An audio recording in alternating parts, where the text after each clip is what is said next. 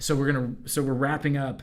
We're making progress this last year towards becoming the most accessible.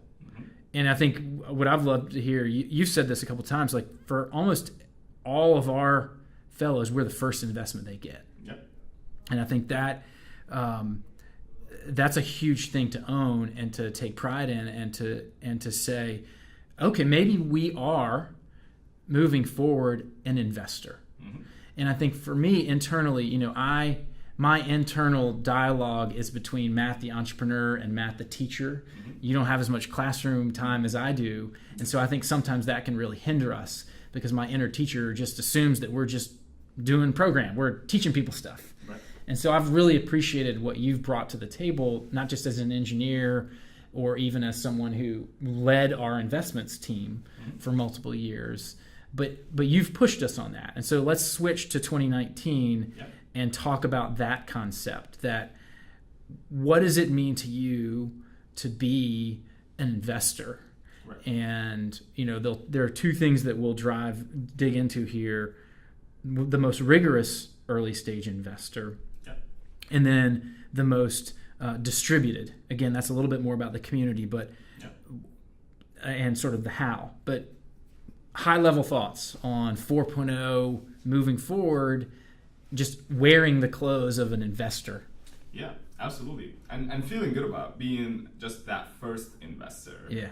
Because I think, again, there's a constant pressure that pulls entrepreneurs to want to scale too quickly and get bigger and bigger and bigger. And there's a constant, it's often driven by investors who are saying, if you're not growing, if you're not serving more, if you're not scaling, you're not, then, then our investment will not follow. Yeah. And so I think for us, like being really, really clear that there is value in playing that first investor role, and equally importantly for us to just be really clear about what do we look for and what do we celebrate as success as that first investor, which I think excites me, and that's how I define what being a rigorous investor means. Is just, again, being transparent and clear with our with every founder we work with that this is a worthwhile stage of investment, and we have a clear guidelines for understanding what success looks like at that stage. So for me, at that early stage, the idea cannot be separated from the entrepreneur. Yeah, totally. So if we're investing in anything, we're investing in the person.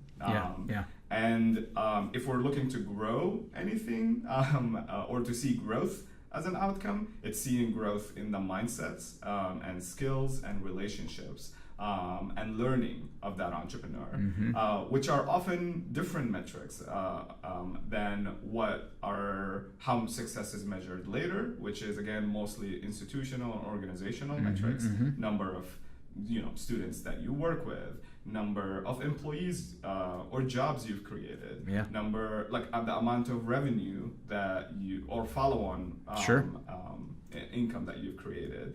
And for us, it's just, honestly, those metrics are irrelevant at that early stage of investment. And that's fine. And it's important for us to just name that, like, at that early stage, the growth that we want to see is, again, in the mindsets, the skills, the relationships, and the learning that you get both from successes and failures.